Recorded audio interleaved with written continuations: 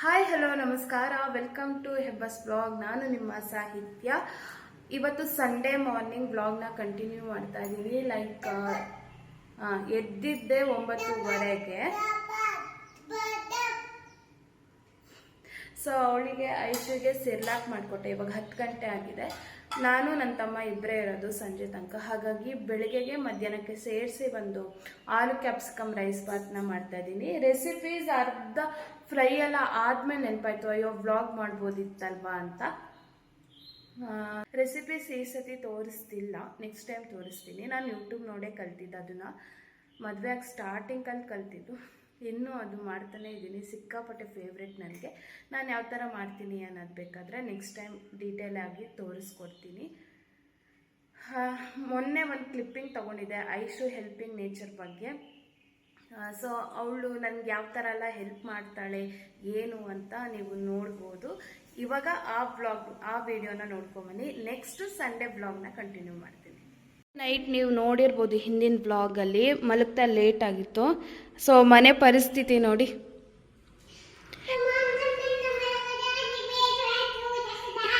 ನೋಡಿ, ಇದಕ್ಕೆಲ್ಲ ಕಾರಣ ಇವಳೆ. ಎಷ್ಟು ಖುಷಿಲಿದ್ದಾಳೆ.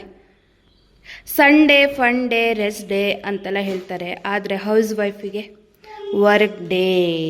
ಸಂಡೇನೂ ರೆಸ್ಟ್ ಇಲ್ಲ. ಆ್ಯಂಡ್ ಐಶು, ಮನೆ ಕ್ಲೀನ್ ಮಾಡೋಣ ಬರ್ತೀಯಾ? ಬಾದಾ, ಹಿಂಗೆ ಇರಲಿ ಅಲ್ಲ. ಅಪ್ಪ ಬಂದಮೇಲೆ ಊರಿಂದ ಬೈತಾರಷ್ಟೆ. ಆಲೂ ಕ್ಯಾಪ್ಸಿಕಮ್ ಬಾತ್ ಏನು ಸಕಲಾಗಿದೆ. ನಾವು ಇವಾಗ 11:15 ಆಯಿತು. ಬ್ರಂಚ್ ಥರ ತಿಂತಾಯಿದ್ದೀವಿ. ಈ ಥರ ಉದ್ರುದ್ರಾಗಿ ಸಕ್ಕತ್ತಾಗಿ ಬರುತ್ತೆ. ತುಂಬ ಸ್ಪೈಸಿ ನಾನು ಮಾಡಲ್ಲ. ಕಲರ್ ಮಾತ್ರ ಹಿಂಗೆ ಖಾರ ಖಾರ ಏನು ಮಾಡಲ್ಲ. ಇವಳು ಇದ್ದಾಳಲ್ಲ ಇವಳು, ತಲೆ ಎತ್ತು, ಏನು ಡ್ರಾಮಾ ಮಾಡ್ತಾಳೆ ಗೊತ್ತಾ. ಟಿಫನ್ ಆದಮೇಲೆ ಸಿಗ್ತೀನಿ. ಐಶು ಬಟ್ಟೆ ಎಷ್ಟೇ ಆರ್ಗನೈಸ್ ಮಾಡಿದ್ರೂ ಸಹ ಇದೇ ಥರ ಆಗುತ್ತೆ. ಸೆಗ್ರಿಗೇಟ್ ಮಾಡಿ ಇಟ್ಟಿರ್ತೀನಿ, ಬಟ್ ಅಂದ್ರೂ ಅದು ಈ ಪರಿಸ್ಥಿತಿಗೆ ಬಂದಿರತ್ತೆ ಡೇ ಬೈ ಡೇ. ಹಾಗಾಗಿ ನಾನು ಏನು ಪ್ಲ್ಯಾನ್ ಮಾಡಿದ್ದೀನಿ ಅಂದರೆ, ಸೆಕೆಂಡ್ ರೂಮಲ್ಲಿ ಇದು ಖಾಲಿ ಬಿದ್ದಿದೆ. ಆ್ಯಕ್ಚುಲಿ ಇದು ನಾನು ಜೋಡಿಸ್ಕೊಂಡ್ಲೇ ಇಲ್ಲ, ಆರ್ಗನೈಸ್ ಮಾಡಲೇ ಇಲ್ಲ. ಇದೆಲ್ಲ ಸುಮ್ಮನೆ ಈ ಥರ ಏನೇನೋ ಹಾಕಿ ವೇಸ್ಟ್ ಮಾಡಿಟ್ಟಿದ್ದೀನಿ. ಏನಕ್ಕಾದ್ರು ಯೂಸ್ ಮಾಡ್ಬೋದು. ಸೊ ಇದನ್ನು ತೊಳೆದ್ಬಿಟ್ಟು ಐಶು ಬಟ್ಟೆನ ಇದರಲ್ಲಿ ಜೋಡಿಸೋಣ ಅಂತ. ಆವಾಗ ಪ್ಯಾಂಟ್ ಒಂದು ಕಡೆ ಅಥವಾ ಅವಳು ಟೀ ಶರ್ಟ್ಸ್ ಒಂದು ಕಡೆ, ಫ್ರಾಕ್ ಒಂದು ಕಡೆ, ಆ ಥರ ಇಡ್ಬೋದು ಅಂತ. ಇಲ್ಲಿ ನನ್ನ ತಮ್ಮ ಮತ್ತು ಹಸ್ಬೆಂಡ್ ತಮ್ಮ ಇರ್ತಾರಲ್ವ, ಸೊ ನಾನು ಇಲ್ಲಿಗೆ ಬರೋದೇ ಕಡಿಮೆ, ಅವ್ರದ್ದೇ ಎಲ್ಲ ಐಟಮ್ಸ್ ಇರುತ್ತೆ.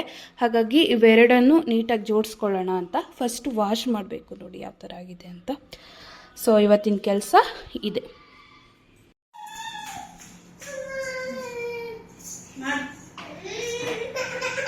ಆಯ್ತು, ಅವಳು ಚೇರಿಂದ ಇಳಿಬಾರ್ದಂತೆ, ಹತ್ಬೇಕಂತೆ ಹಠ. ಇದನ್ನ ಇವಾಗ ಕ್ಲೀನ್ ಮಾಡಬೇಕು. ಸೊ ನೋಡಿ ಎಂತ ಇದೆಲ್ಲ ಟ್ಯಾಗ್ ಅಲ್ಲ, ಅವ್ರು ಹೊಸ ಬಟ್ಟೆ ತಗೊಂಡು ಸಾಕೆ ಎಲ್ಲ ಇದ್ರೊಳಗೆ ಇಟ್ಟಿದ್ದಾರೆ. ಎಲ್ಲ ಈ ಕಡೆ ಹಿಂಗೆಲ್ಲ ಹಾಕಿಟ್ಟು ಕ್ಲೀನ್ ಮಾಡೋಕ್ಕೆ ಅಂತ ಸ್ಟಾರ್ಟ್ ಮಾಡಿದೆ. ಕ್ಲೀನ್ ಮಾಡ್ತಾ ನಂಗೆ ಒಂದು ಏನು ವಿಷಯ ಗೊತ್ತಾಯಿತು ಅಂದರೆ, ಇದರಲ್ಲಿ ಬೇಕಾಗಿದ್ದು ಒಂದು ಇಲ್ಲ, ಎಲ್ಲ ಬೇಡದೇ ಇರೋದು, ಅಂದರೆ ಯೂಸ್ ಆಗದೆ ಇರೋದು ಅಥವಾ ಸದ್ಯಕ್ಕೆ ಯೂಸ್ ಮಾಡದೇ ಇರೋದು ಆ ಥರ. ಇದನ್ನು ಒರೆಸ್ಕೋಬೋದಾಗಿತ್ತು, ಧೂಳು ತೆಗಿಬೋದಾಗಿತ್ತು. ಬಟ್ ಒರ್ಸೋಕ್ಕಿಂತ ಈ ಥರ ಫುಲ್ ಡಿಸೆಂಬಲ್ ಮಾಡಿಬಿಟ್ಟು ತೊಳೆಯೋದೇ ಬೆಸ್ಟ್ ಅಂತ ಅಂದ್ಕೊಂಡು ತೊಳಿತಾ ಇದ್ದೀನಿ. ತುಂಬ ದಿನವೂ ಆಗಿತ್ತು, ಹೊಸ ಮನೆಗೆ ಬಂದಮೇಲೆ ಇದನ್ನು ಕ್ಲೀನೇ ಮಾಡಿಲ್ಲ. ಹಾಗಾಗಿ ಈ ಥರ ಮಾಡ್ತಾಯಿದ್ದೀನಿ.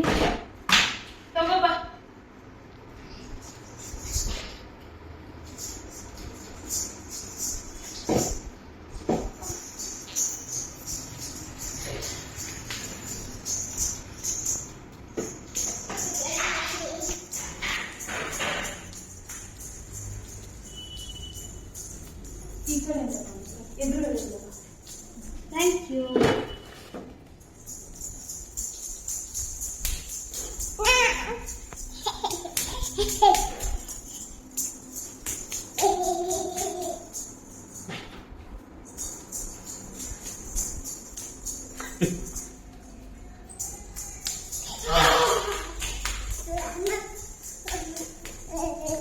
Thank you.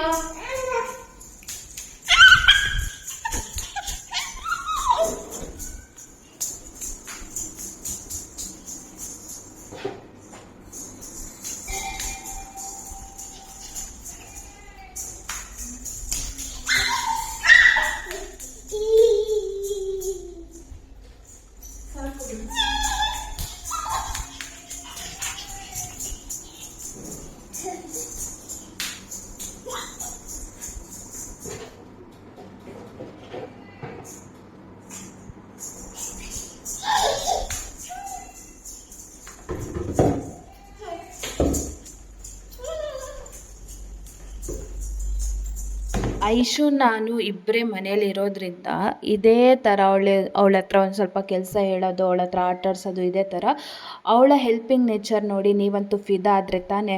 ಹಾಗಾಗಿ ಇದನ್ನು ಕ್ಲಿಪ್ಪಿಂಗ್ ಆಗಿ ಇಟ್ಟಿದ್ದೀನಿ. ನಿಮಗೂ ಇದು ಇಷ್ಟ ಆಗಿರ್ಬೋದು ಅಂತ ಅನಿಸತ್ತೆ. ಮನೇಲಿ ಮಕ್ಕಳಿದ್ರೆ ಯಾವ ಥರ ಟೈಮ್ ಪಾಸ್ ಆಗುತ್ತೆ ಅನ್ನೋದೇ ಗೊತ್ತಾಗಲ್ಲ. ನನಗೂ ಇವಾಗ ಹಾಗೆ.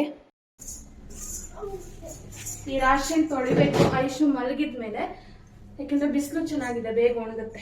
ಸಂಜೆ ಆಮೇಲೆ ಜೋಡಿಸಿಟ್ಕೋಬೋದು. ನೀರಲ್ಲಿ ಆಟ ಸ್ಟಾರ್ಟ್. ಇದು ವಾಷಿಂಗ್ ಮಿಷಿನ್ ಏನೋ ಹಾಳಾಗಿದೆ, ಪೈಪಲ್ಲಿ ನೀರು ಲೀಕೇಜ್ ಆಗುತ್ತೆ. ಸೊ ವಾಷಿಂಗ್ ಹಾಕಿದ್ನ ನೀರು ಲೀಕೇಜ್ ಆಗಿದೆ, ಅದ್ರಲ್ಲಿ ಆಟ ಇವಾಗ ನೀರಲ್ಲಿ. ಈ ಕಡೆ ಬಾ ಚಿನಿ ನೋಡಿ. ವಿಡಿಯೋನ ಕಂಟಿನ್ಯೂ ಮಾಡೋಕ್ಕಾಗಲಿಲ್ಲ. ಈ ಥರ ವಾಶ್ ಮಾಡಿ ನೈಟು ಆ್ಯಕ್ಚುಲಿ ಒಣಗಕ್ಕಿಟ್ಟಿದ್ದೆ. ಇವಾಗ ಮಾರ್ನಿಂಗ್ ಆಲ್ಮೋಸ್ಟ್ ಒಣಗಿದೆ. ಇವಾಗ ಸಂಜೆ ಜೋಡಿಸ್ಕೊತೀನಿ. ಮೇ ಬಿ ಇದು ನೆಕ್ಸ್ಟ್ ವ್ಲಾಗಲ್ಲಿ ತೋರಿಸ್ತೀನಿ ಯಾವ ಥರ ಜೋಡಿಸಿದ್ದೀನಿ ಏನು ಅಂತ.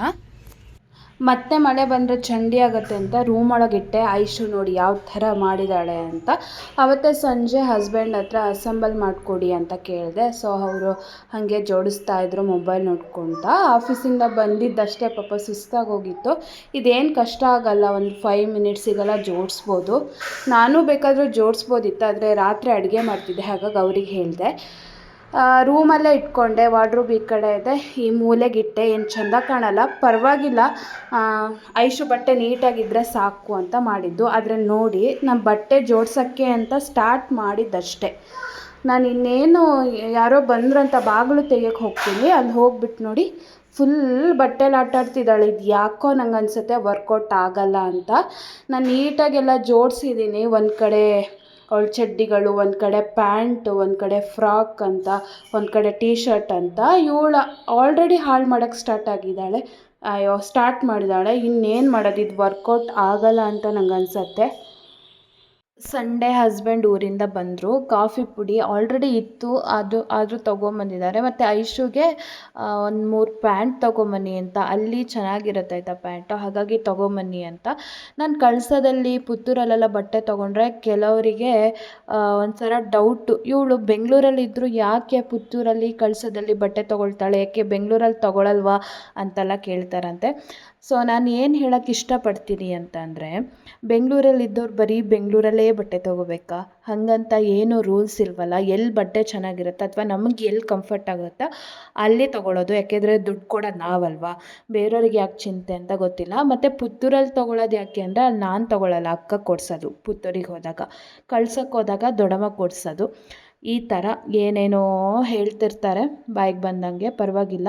ನನಗೂ 2 ಟಾಪ್ ಹಸ್ಬೆಂಡ್ ತಂದು ಕೊಟ್ಟಿದ್ದಾರೆ ಊರಿಂದ ಬರ್ತಾ. ಆ ಟಾಪ್ ಯಾವ ಥರ ಇದೆ ಅಂತ ಹೇಳಿ ನೀವು ಕಮೆಂಟ್ ಮಾಡ್ಬೋದು. ಮತ್ತು ಒಂದು ಸ್ವಲ್ಪ ಮಿಕ್ಸರ್ನ ತೊಗೊಂಬಂದಿದ್ದಾರೆ. ಅವ್ರು ಬರಬೇಕಾದ್ರೆ ಐಶು ಮ್ಯಾಂಗೋ ತನ್ನಿ ಅಂತ ಹಠ ಮಾಡ್ತಾಯಿದ್ಲು, ಆದರೆ ಅವಳು ತಂದೆ ಕೊಟ್ಟಿಲ್ಲ. ಮೇ ಬಿ ಬೆಂಗಳೂರಲ್ಲೇ ನಾಳೆ ಕೊಡಿಸ್ತಾರೆ ಅಂತ ಅನಿಸುತ್ತೆ. ಇವತ್ತು ಇಡೀ ಸಂಡೇ ಅಡುಗೆನೇ ಮಾಡಿಲ್ಲ, ಒಂದು ರೈಸ್ ಬಾತ್ ಮಾಡಿದ್ದು ಮತ್ತು ಐಶು ಕಿಚಡಿ ಮಾಡಿದ್ದಷ್ಟೇ. ಆದರೆ ಪಾತ್ರೆ ನೋಡಿ ಯಾವ ಥರ ಬಿದ್ದಿದೆ ಅಂತ. ನಾನು ಹಿಂದಿನ ದಿನ ಪಾತ್ರೆ ತೊಳೆದಿದ್ದು ತೆಗೆದಿಟ್ಟಿಲ್ಲ, ಒಂದು ರಾಶಿ ಆಗ್ತಾಯಿದೆ.